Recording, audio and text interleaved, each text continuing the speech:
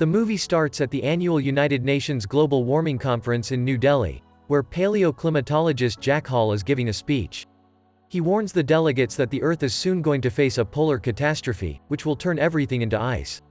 When some of the delegates inquire about the time left, Jack mentions that it may take some centuries, but if the usage of fossil fuel isn't lessened, their grandchildren will face the consequences.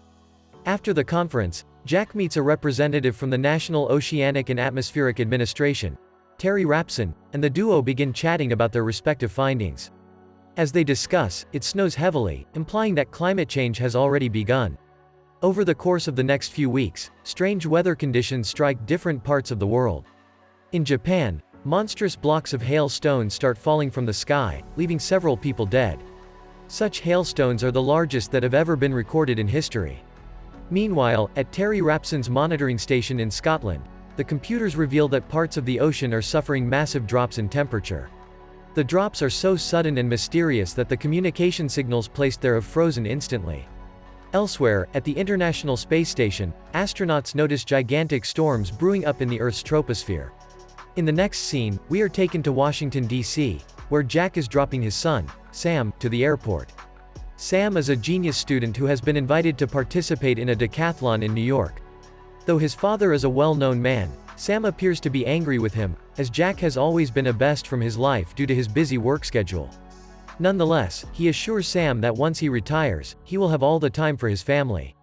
Later, when Sam, along with his best friends, Laura and Brian arrive at New York, they notice a large flock of birds flying towards the west, as if they are trying to escape something.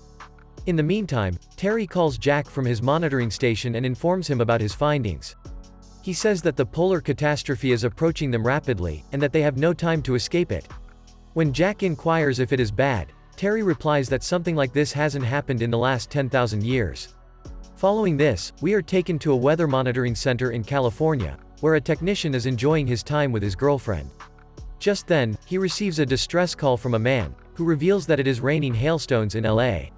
Hearing this, the technician turns on the television and gets taken aback to see that hailstones the size of golf balls have ravaged parts of LA. He immediately calls his boss and tells him to issue a tornado warning in the state of California. However, it's too late. In no time, several gigantic tornadoes circle the city and destroy everything in sight. Because of this, an emergence meeting is conducted at the Office of Global Change in Washington, D.C. One of the attendees mentions the other destructive weather occurrences in different parts of the world and asserts that something has gone wrong. Just then, Jack, who is also among the attendees, reveals to the crowd that everything is happening due to the North Atlantic currents. The currents are brought upon by the rapidly melting polar ice, which in turn is caused by global warming. He also mentions that it is just the beginning, and in some days, the weather will become worse. In the next scene, Jack meets with the vice president, and tries to make him understand that the situation is very critical. He mentions that the polar blast may hit anytime soon, so mass evacuations in the northern states are necessary. However, the VP doesn't take him seriously and walks away. Elsewhere in the UK, it has started snowing at a rapid rate, so 3 helicopters are sent to the royal palace to retrieve the Queen. However, on their way, they pass through the eye of the storm, which causes their instruments to freeze instantly. In no time, the chopper blades also stop working, and all the 3 helicopters crash to the ground. One pilot manages to survive the crash, but as soon as he opens the door, he is frozen to death. Back to Manhattan, Sam and his friends try to get back to DC, but all the transport services have been derailed by the heavy downpour. Desperate to get out of the city, the trio walk to the streets, only to find the city in utter chaos.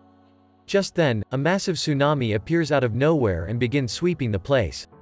The skyscrapers, and even the Statue of Liberty, is engulfed, as if they are nothing. Sam and his group see the impending danger and rush to the National Library Hall for safety. Sadly, thousands of not-so-lucky people are washed away and killed. Later, Terry calls Jack and informs him about the freezing air over Europe, which brought down the helicopters. This alarms Jack, and after a bit of research, he finds out that the storm is approaching the US sooner than usual. In fact, they only have 48 hours before everything freezes over. Following this, he opens the weather prediction, which shows that 3 colossal weather systems are forming in different parts of the world. They are getting larger by the day, and in Europe, the polar state has already begun. Meanwhile, Sam desperately searches for a telephone in the library, as the place does not have any mobile phone reception. After a while, he descends to another floor and finds a telephone, which is almost submerged inside water. Desperate to call his parents, he swims to the place and finally makes a call. Jack is delighted to find that his son is alive, and starts giving him instructions. He tells Sam that he must stay indoors, and wait for the storm to pass. If he ventures outside, he is going to freeze to death instantly. Hearing this, Sam becomes worried, but Jack consoles him by saying that he will come to rescue him soon. The next day, as everyone in the library is gathering clothes and rations, they hear a strange noise from outside. When they peek through the window, they are shocked to see a cargo ship sailing through the place. Elsewhere in DC, the head of the state is having a meeting, and Jack is tasked with briefing the state of the situation. Before even beginning, he instills fear in everyone by mentioning that the worst is yet to come. He then suggests that the residents of the southern states must be evacuated immediately and moved to Mexico. Once again, the vice president disapproves of the idea, as he claims that an evacuation of such magnitude is not possible. He also asks what will happen to the residents of the north, to which Jack replies that it's too late for them. If they step out of their homes, they will immediately freeze to death. The best they can do is stay inside their houses and wait for the storm to subside. Surprisingly, the president takes Jack's advice and orders the National Guard to evacuate the remaining population to the south. In New York, the people inside the library see a group of people walking on the frozen land, and deduce that they are heading to the warmer states. As a result, they also decide to venture outside, before the snow gets deeper. Sam, knowing about the impending danger, tries to warn everyone that it's a death mission, but he is completely ignored. Soon, everyone leaves the library, with the exception of Sam's group, and a few other people. Meanwhile, Jack starts his trip to New York, along with his colleagues and best buddies, Frank and Jason. Since the three have visited the Arctic several times for research purposes, they are accustomed to the weather. Back at the library, Sam and his group scan through the whole building for food and discover some vending machines. They also gather some books for burning in the fireplace. Elsewhere, as Jack and his crew are traveling through the thick snow, they suddenly hit a roadblock and are forced to continue their journey on foot. They walk for a few hours with utmost dedication, but unfortunately, when they reach on top of a fragile building, Frank breaks the glass and falls in. He is caught by the lifeline, and the two friends are holding him up, but just then, the glass starts cracking. Hence, left with no choice, he cuts his lifeline and sacrifices himself, so that his friends can continue their mission. At the library, Laura suddenly gets a fever and falls unconscious.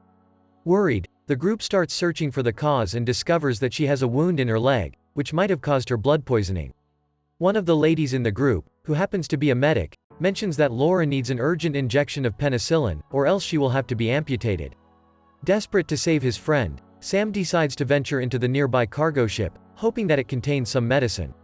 As he is about to leave, Brian and another guy JD also decide to accompany him. In the next scene, the VP, who is now stationed in a military base, finds out that the president met with an accident and died while being evacuated. To make matters worse, the researchers also find out that the eye of the storm has shifted its course to New York City.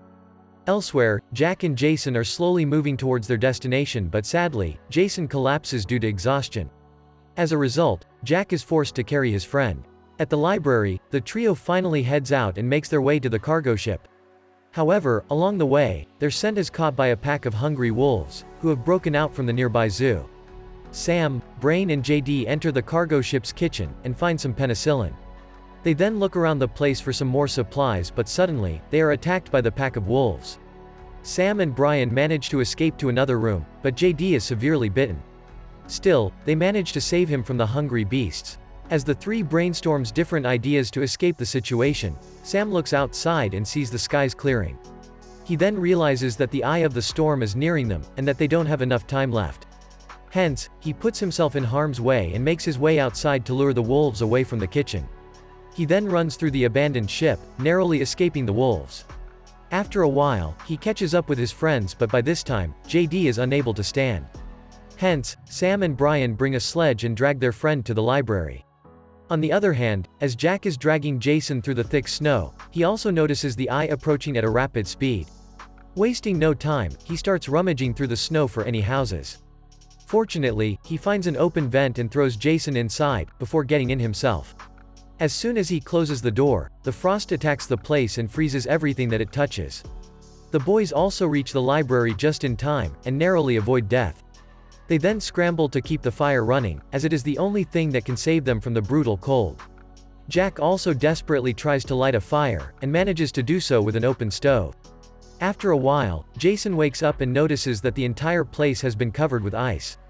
Now, with the eye of the storm already gone, Jack plans to resume his mission. Jason tries to make him understand that it's still dangerous outside, but Jack asserts that he doesn't have enough time left. That night, the two sleep in a tent and contemplate the future of humanity. Jack mentions that humans have survived the Ice Age many times, but if they are not careful enough, they might go extinct in this one. Finally, after weeks of disastrous weather conditions, the International Space Station spots some good signs. They notice that the storm is dissipating in Europe, as they see landmass for the first time in several weeks. At the same time, Jack also gets out of the tent and sees that the skies have cleared. The sun has also come out. After walking for a while, the two come across the frozen Statue of Liberty, and several ships which have sunk into the ice. They have finally reached Manhattan, after enduring days of excruciating pain and suffering. However, when they reach the exact location of the library with the help of a GPS, they are devastated to learn that it has been completely swallowed by ice. With all hopes now gone, the two prepare to leave, but just then, they notice a small opening in the snow. Wasting no time, Jack enters the library through the opening, and Jason follows him closely. The two then begin looking for Sam and fortunately, after a bit of looking around, find him. It turns out that Sam and his group are still alive because of the fire. With this, the father-son duo finally meet after weeks of separation, amidst the terrifying weather conditions. Following this, the scene cuts to Mexico, where the new president is informed that there are survivors in New York. The news excites him, and he announces live on television that he will be initiating a major rescue operation to retrieve anyone who is stranded in the northern states. In the final scene of the movie, the choppers reach Manhattan, where several people are found to be alive. They have gathered on the rooftops, waiting to be rescued. The helicopters also reach Jack and his group, who are finally taken to the south. The movie ends as an astronaut from the International Space Station gazes at the Earth and remarks that it is the clearest sky that he has ever seen. If you liked this video, you will also like the video, appearing on screen. Click on it to watch. We upload new movie daily. Make sure to subscribe, so you don't miss any video.